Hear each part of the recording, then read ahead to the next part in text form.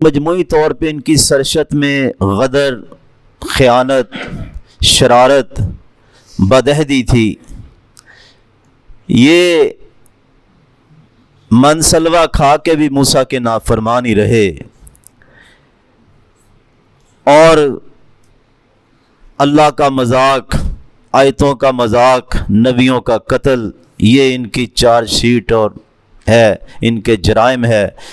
صورتوں کی صورتیں سورہ بقرہ، سورہ آل عمران، سورہ مائدہ بھری پڑی ہے ان کے کرتوتوں سے۔ بدر کے بعد ان کی جلن اور حسد اتنی بڑھ گئی کہ مسلمانوں سے بدتمیزی کرنے لگ پڑے، صبر کے باوجود بھی یہ شرارتیں کرنے لگ پڑے، اور اس مسلمان عورت سے جس طرح انہوں نے بدتمیزی کی اور بندہ قتل کر دیا مسلمان، ان کو وہاں سے نکلنے پڑا، بنو قینقاع کو۔ دوسرا قبیلہ بنو نذیر کا، جو آپ نے سنا کہ چکی کا پارٹ ہی اوپر پھینک کے نبی صلی اللہ علیہ وسلم کو شہید کرنے کا انہوں نے پروگرام بنا لیا۔ اب ایک رہ گیا تھا بنو قریظہ، اور ان کا بھی آپ نے پڑھا کہ جنگ احزاب میں خندق والے دن سخت سردی اور بھوک میں نبی دفاع کر رہا ہے، اور معاہدے کے مطابق ان کا بھی کام تھا دفاع کرنا، لیکن عین موقع پہ یہ معاہدے سے پھر گئے، اور اتنی خوفناک سازش کہ شاید سارا ہی اسلام کی قوت ختم ہو جاتی، عورتیں بچے مسلمانوں کے غیر محفوظ تھے، وہ تو اللہ تعالیٰ نے ان کو وہاں سے بچا لیا، آپ نے وہ واقعہ پڑھا ہے۔ تو خندق 28 دن بعد جب آندھی چلی، کافر چلے گئے، رسول اللہ صلی اللہ علیہ وسلم ام سلمہ رضی اللہ تعالیٰ عنہ کے گھر میں آ کے غسل کرنے لگ پڑے، کیونکہ اتنے 28 دن مسلسل محاذ پہ رہے۔ تو جبریل علیہ السلام تشریف لے آئے، صحیح بخاری کے اندر ہے، کہا آپ نے ہتھیار اتار دیے؟ حالانکہ فرشتوں نے تو ابھی نہیں اپنے ہتھیار اتارے۔ فرمایا پھر کدھر جانا ہے؟ کہا بنو قریظہ کی گڑیوں میں جانا ہے، یہودیوں کے پاس جنہوں نے معاہدہ توڑا تھا۔ تو میں ذرا قریش کا تعاقب کر رہا ہوں، ان کو جا رہے تھے، اور میں اپنے فرشتوں کے ساتھ، جبریل علیہ السلام کہتے ہیں میں جا رہا ہوں ان کے قلعوں میں زلزلہ پیدا کرنے کے لیے، ان کے دلوں میں دہشت روب ڈالنے کے لیے، آپ اپنے رفقا کے ساتھ پہنچے ادھر۔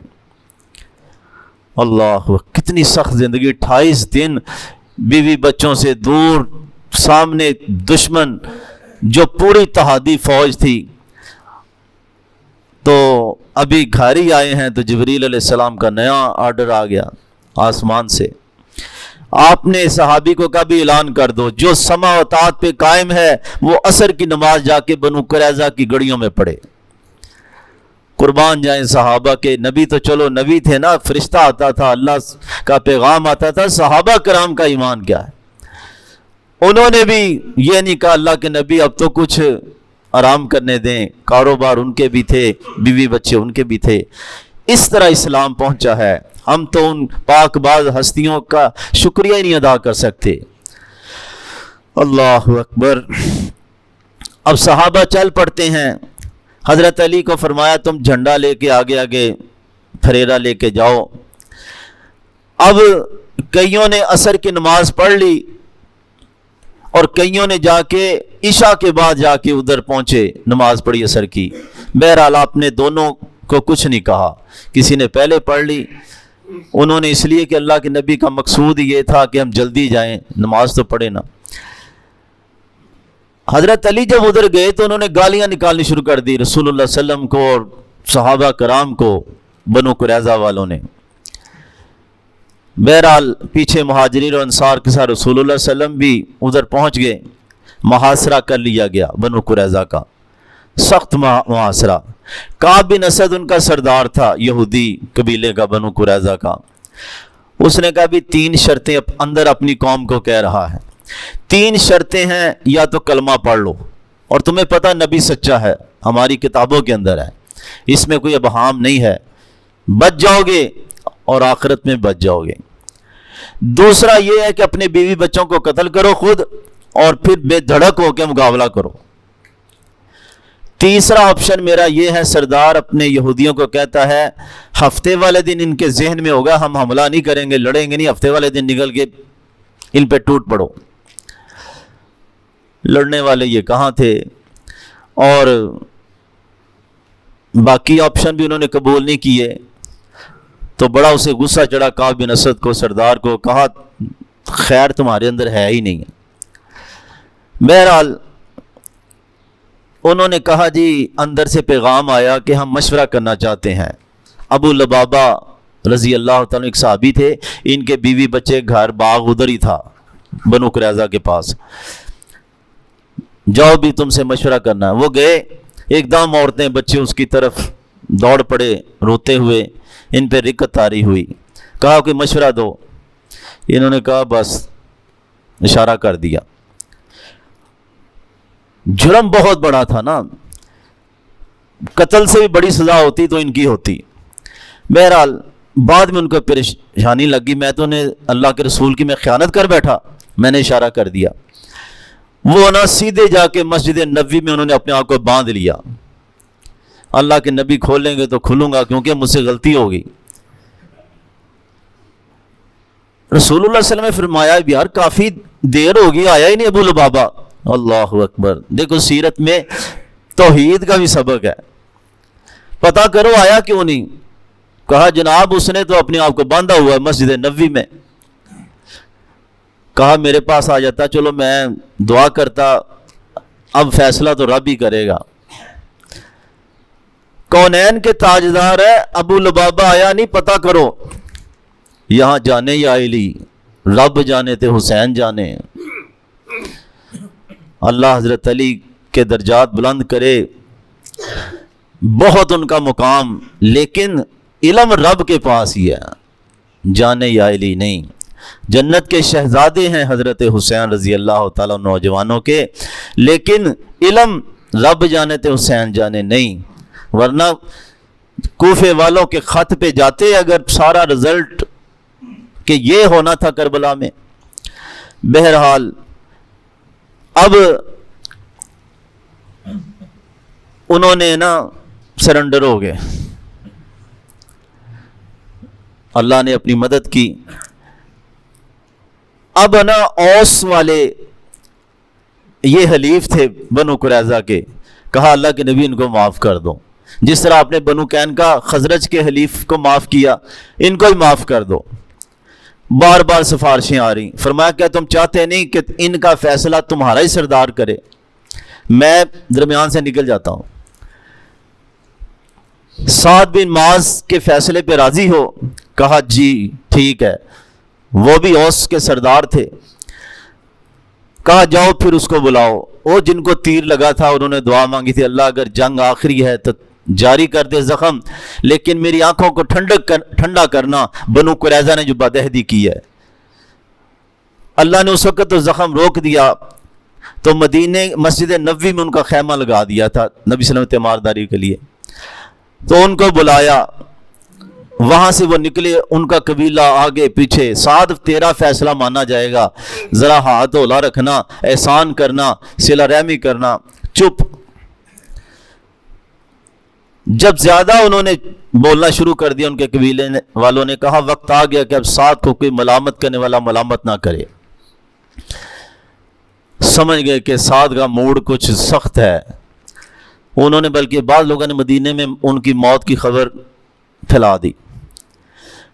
آگے آتے ہیں سعد سواری پہ رسول اللہ صلی اللہ علیہ وسلم کے قریب آتے ہیں، آپ نے فرمایا بھی اپنے سردار کا استقبال کرو۔ اللہ اکبر، ہیرے تھے ہیرے سعد بن معاذ رضی اللہ تعالیٰ عنہ۔ تو کہا استقبال کرو، قریب آئے، کہا رسول اللہ صلی اللہ علیہ وسلم نے سعد یہ سرنڈر ہوئے ہیں تیرے فیصلے پہ۔ کہا میرا فیصلہ مسلمان بھی مانیں گے؟ یہودیاں تو نے فیصلہ مان ہی لیا نا۔ فرمایا ہاں۔ ادب کے ساتھ ذرا منہ دوسری طرف کر کے کہتے ہیں جو ادھر موجود ہیں وہ بھی مانیں گے، یعنی کہ رسول اللہ صلی اللہ علیہ وسلم بھی میرا فیصلہ مانیں گے؟ فرمایا ہاں سعد تیرا فیصلہ میں بھی مانوں گا، آسمان والا رب بھی مانے گا۔ کہا پھر میرا فیصلہ یہ ہے کہ ان کے بالغ لڑنے والوں کو قتل کر دیا جائے، عورتوں اور بچوں کو قید کر لیا جائے، ان کا مال تقسیم کیا جائے۔ یہ فیصلہ بالکل عدل پہ تھا، کیونکہ ایک بندے کا قتل کے بدلے قتل ہے، تو یہ تو پوری اسلام آخری امت ساری کو انہوں نے یعنی کہ ختم کرنے کا پروگرام بنایا تھا. اور پھر یہ بدعہدی نہیں کی, 1500 تلواریں دی ان کو, 2000 نیزے, 300 زریں, 500 ڈھالیں, یہ بھی ساتھ اس اتحادی فوج کو انہوں نے دی. بہرحال فیصلے پہ عمل ہوا. بنو نذیر کا سردار تھا حی بن اخطب, جو آپ کی زوجہ محترمہ سیدہ صفیہ کا شوہر تھا. یہ تو بنو نذیر کا سردار تھا, لیکن اس نے کعب بن اسد کو بدعہدی پہ قائل کرنے کے لیے کہا بھی جو تمہارا انجام ہوگا میرا بھی ہوگا. تو اب قتل کے لیے یہ بھی حاضر ہے. کہتے اس نے نیا جوڑا پہنا تو لیکن کچھ پھاڑ دیا کہ یہ مسلمانوں کے کام نہ آئے میرے مرنے کے بعد. تو یہ کہنے لگا مجھے کوئی ملامت نہیں, کیونکہ اللہ کے مقابلے میں کون جیت سکتا ہے. یعنی کہ اتنی اکڑ ہے اور سمجھ بھی رہا ہے. کہا یہ بنی اسرائیل کا اوپر ایک بہت بڑا بنی اسرائیل کا آج قتل ہو رہا ہے. تو اس طرح یہ حی بن اخطب بھی سردار بنو نذیر کا یہ قتل ہوتا ہے. کئی صحابہ نے نا درخواست کی کہ یہ خاندان مجھے ہبہ کر دو, جو دوستیاں وغیرہ تو تھیں, اور آپ باقاعدہ ہبہ کرتے گئے. زبیر بن طاطا کہتے ہیں باتا ایک عالم تھا, ثابت بن قیس نے ان کی درخواست کی, قبول ہو گئی, لیکن وہ کہنے لگا نہیں جی جہاں میرے باقی یہودی دوست گئے ہیں میں نے بھی قتل ہی ہونا ہے. اس کا بیٹا عبد الرحمن صحابی رسول بنا. اسی طرح ایک اور یہودی کا بیٹا رفع رضی اللہ تعالیٰ عنہ, یہ بھی بعد میں صحابی رسول, یعنی کہ وہ مسلمانوں نے ان کی پرورش کی. اب وہ واپس چلے جاتے ہیں سعد بن معاذ, اور اس صالح بندے کی دعا پوری ہوتی ہے. اسی زخم کو اللہ تعالیٰ ایک دم وہ پھٹ جاتا ہے, خون کی رگ جو ہے مسجد نبوی میں خون ہی خون. وہ کچھ قبیلے ادھر خیمے لگا کے بنی غفار کے تھے, وہ ایک دم پریشان ہو گئے, اتنا خون ادھر سے آ رہا ہے. اسی زخم کے ساتھ سعد بن معاذ اپنے رب کے پاس شہادت کی موت حاصل کر کے جاتے ہیں. بخاری اور مسلم کی حدیث ہے, رسول اللہ صلی اللہ علیہ وسلم فرماتے ہیں اللہ کا عرش سعد کی موت پہ جنبش کھا گیا, ہل گیا ہے. اللہ اکبر. جنازہ ہلکا تھا. منافقوں نے کہا سعد بن معاذ کا جنازہ کتنا ہلکا ہے. فرمایا تمہیں کیا معلوم, ترمذی کی روایت ہے فرشتوں نے اس کو کندھا دیا ہوا ہے. اور ایک روایت میں ہے کہ رسول اللہ صلی اللہ علیہ وسلم کے پاس ایک ریشمی رومال آیا بہت قیمتی. فرمایا یہ رومال تو کچھ بھی نہیں, بہت اعلیٰ رومال ہے جو سعد بن معاذ کو اللہ نے جنتوں میں دیا ہے. تو یہ تھے سعد بن معاذ. اب ابو لبابہ کو 6 دن ہو گئے ادھر بندے ہوئے مسجد نبوی میں. بیوی ان کی نماز کے وقت کھول دیتی, پھر اسی طرح رسیاں باندھ دی جاتی نماز کے بعد. 6 دنوں بعد قرآن کی آیتیں نازل ہو گئیں معافی کی. یعنی کہ ام سلمہ رضی اللہ تعالیٰ عنہ نے اپنے حجرے میں کہا, آواز دی کہ ابو لبابہ تیری توبہ قبول ہو گئی. صحابہ ایک دم آگے بڑھے کھولنے کے لیے, کہا نہیں مجھے اللہ کے نبی کھولیں گے تو میں کھولوں گا. اب رات کو تو نہیں اللہ کے نبی نے جانا, تو صبح نبی صلی اللہ علیہ وسلم نماز پڑھنے کے لیے مسجد نبوی میں گئے, گزرے, ابو لبابہ بندھا ہوا ہے, تو پھر آپ نے اپنے ہاتھوں سے ابو لبابہ کو کھولا.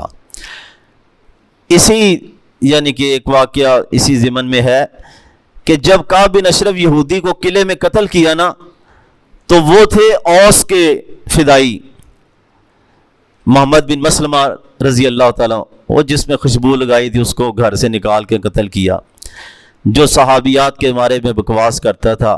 اسی طرح کے ایک یہودی تھا ابو رافع سلام بن ابی الحقیق. اب خزرج کے قبیلے کی خواہش تھی کہ ایسی ہی کاروائی ہمارا قبیلہ بھی کرے. یہ ہوتا مقابلہ نیکی میں, کاروائیوں میں. تو اسی طرح کا یہ بدبخت یہ بھی تھا. تو 5 بندے نکلے, عبداللہ بن عتیق کمانڈر, رسول اللہ صلی اللہ علیہ وسلم ان کو بنایا. فرمایا بھی کسی عورت بچے کو کچھ نہیں کہنا, بس یہی بدبخت کو قتل کرنا ہے. عبداللہ بن عتیق کہتے ہیں ہم شام کو اس کے قلعے کے باہر, یعنی کہ میں نے باقیوں کا بھی تم سائڈ پہ ہو جاؤ, میں نے اس طرح اپنے اوپر کپڑا ڈال کے بیٹھ گیا جس طرح کوئی قضائے حاجت کے لیے بیٹھتا ہے. تو گیٹ بند کرنے والا پھاٹک, چوکیدار کہتا ہے اوہ اللہ کے بندے آنا, آ جاؤ, مال ڈنگر آ گیا ہے, میں دروازہ بند کرنے لگا ہوں. وہ اسی طرح نا کپڑا اوپر ہی اندر چلے گئے، گیٹ بند کر کے چابیاں اس نے کونٹھی کے لٹکا دیں. اب سائڈ پہ بیٹھ گئے. اس کا کمرہ تھا اوپر ابو رافعہ کا، ادھر ایک مجلس تھی. یہ چھپ گئے. جب کافی رات کو وہ مجلس ختم ہوئی، لوگ وہاں سے نکلے، اپنے اپنے کمروں میں گئے. یہ چپکے سے چابیاں ساتھ لی، کھولتے چلے گئے اور ساتھ کہتے میں بند کرتا چلا گیا، کہا کہ کاروائی کامیاب ہو. اچھا جب وہ اندر گئے تو اندھیرا تھا، بیوی بچوں کے ساتھ سو رہا تھا. تو کہتے میں نے کہا ابو رافعہ، تو وہ کہا کون ہے؟ تو کہتے میں نے ادھر وار کیا لیکن وہ لگا نہیں اتنا، میں ایک دم باہر نکل آیا کمرے سے باہر. پھر میں نے آواز بدل کے کہا بھئی کیا ہوا، کیوں شور مچا رہے ہو؟ کہا تجھے پتہ نہیں میرے اوپر حملہ کیوں ہوا ہے؟ جب سمجھ لگی کہ یہی بندہ یہاں سے آواز آ رہی تو پھر بھرپور کارروائی کر کے اس کو قتل کیا. اور وہاں سے نکل کے باہر نہیں گئے، ادھر ہی چھپ گئے تاکہ پتہ لگے کہ واقعی یہ چلا گیا ہے. نیچے سیڑھیاں اترتے نا یہ گر گئے، ان کی ہڈی ٹوٹ گئی. انہوں نے اپنا کپڑا نا ادھر اچھی طرح مضبوطی سے باندھ لیا. صبح جب اعلان ہوا کہ حجاز کا تاجر ابو رافعہ قتل ہو گیا ہے تو یہ پھر وہاں سے نکلے. چار تو باہر ہی تھی، اس اکیلے نے کاروائی کی رضی اللہ تعالیٰ عبداللہ بن عتیق نے. تو آپ نے اس کی اس طرح پنڈلی کو سیدھا کر کے ہاتھ پھیرا، بسم اللہ پڑھی، لعب دہن لگایا، ٹوٹی ہڈی عبداللہ بن عتیق کی جڑ گئی. رسول اللہ صلی اللہ علیہ وسلم کا یہ معجزہ تھا. تو یہ تھے یعنی کہ وہ کاروائیاں بنو قریظہ، اور اس کے ساتھ یہ کاروائی. اللہ سمجھ عمل کی توفیق عطا.